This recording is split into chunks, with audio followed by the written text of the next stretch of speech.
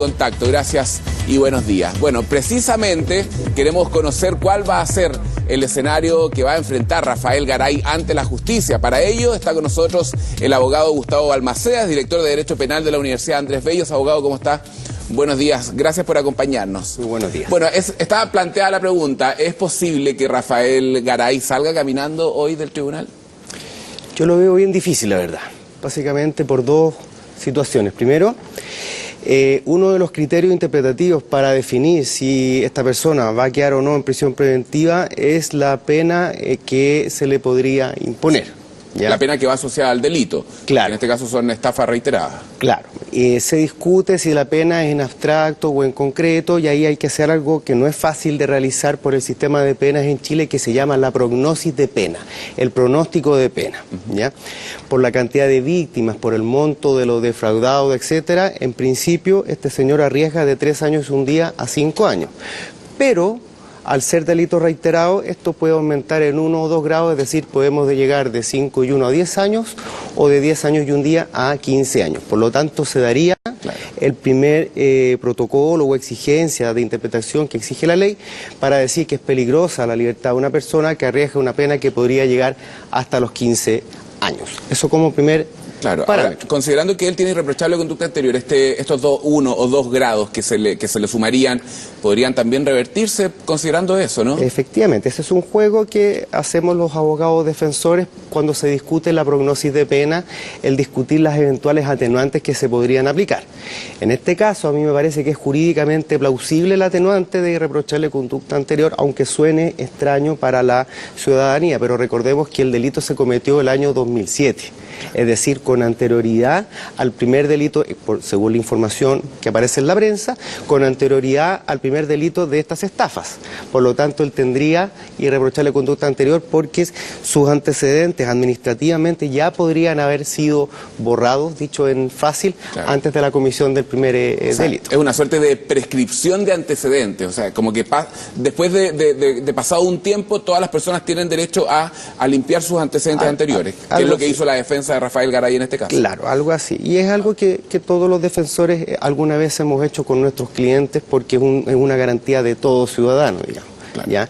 Que es tener irreprochable la conducta anterior según los criterios jurisprudenciales modernos, no es nunca haber cometido un delito, es tener tu extracto de filiación de antecedentes sin antecedentes penales.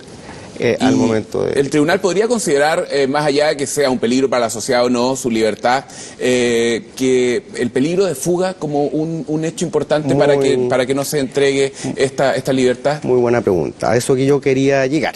Otro criterio que establece la ley para determinar si es procedente o no la libertad provisional es lo que se llama la necesidad de cautela.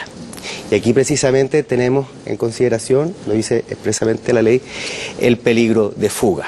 Y es un hecho... Eso es para asegurar que, que se lleve a cabo el juicio, digamos, y porque recordemos que él ya dejó el país con muchas mentiras. Eso es una medida cautelar. La medida cautelar es una medida privativa de libertad para asegurar el resultado de un juicio. El peligro de fuga es un criterio interpretativo para establecer si es peligrosa o no la libertad de una persona, ya que es un hecho público notorio que este caballero se escapó del país a través de artimañas, de argucias, etcétera. Por lo tanto, yo creo, según los antecedentes de la prensa, que el peligro va a ser difícil que la pastora pueda sacarse, como se dice en terminología de litigante, el peligro de fuga de encima. Pero yo creo que es muy, muy difícil que esta persona no quede privada de libertad. O sea, usted se la juega porque Rafael Garay va a quedar en prisión preventiva hoy. Yo creo que va a quedar en prisión preventiva básicamente por esos dos criterios que les mencioné. La prognosis de pena es muy alta y el peligro de fuga es evidente. Ahora, usted dice es muy alta, pero si uno considera de 3 a 5 años o de 6 a 10, que es lo máximo que podríamos considerar en este caso, son penas bastante bajas para el tipo de delito, ¿no? Los delitos de estafa en nuestro país tienen penas normalmente muy bajas, ¿no? Sí, si lo vemos en términos de derecho comparado, en nuestra órbita de cultura son penas bajas, sobre todo con una interpretación sistemática de la ley de libertad condicional, porque la ley de libertad condicional se establece en su artículo 3 que el condenado por hurto o estafas a penas de más de 6 años va a cumplir una pena efectiva de hasta 3 años. O sea, en el peor de los casos, Rafael Garay, si es declarado culpable, si es condenado y a la máxima cantidad de años de pena, él podría pasar solamente 3 años en prisión y luego de eso apelar y quedar libre.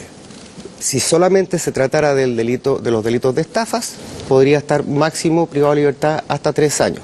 Pero desconocemos si hay más delitos, porque aquí podría haber lavado de dinero. Recordemos que el año 2015 se modificó la ley de lavado de dinero y se agregó como delito precedente el de estafa. Podría también agregarse el delito de lavado de dinero, por ejemplo.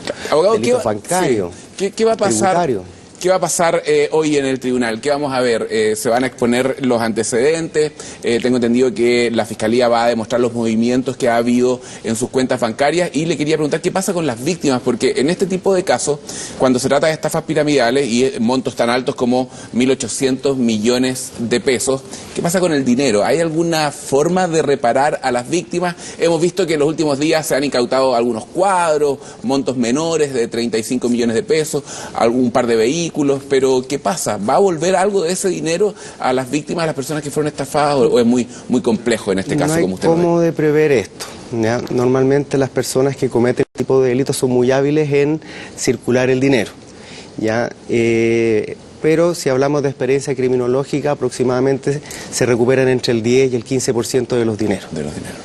Si hablamos de estadísticas, digamos, pero muy difícil prever de forma exacta cuánto se va a poder recuperar. ¿Existen mecanismos legales para perseguir el dinero? Sí, lo existen. ¿Existe colaboración de las policías chilenas con las policías internacionales para el seguimiento de dinero?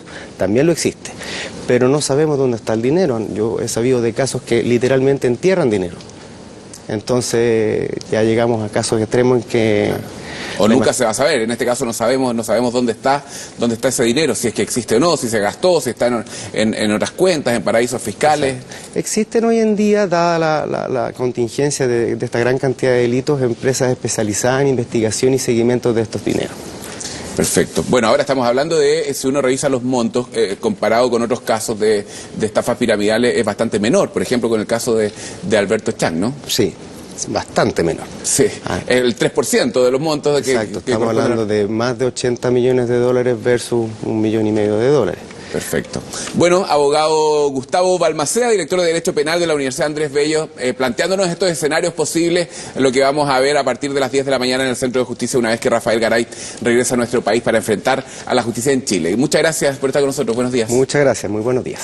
Bien, seguimos avanzando. Ya está con nosotros a esta hora Marcelo Ricardi para...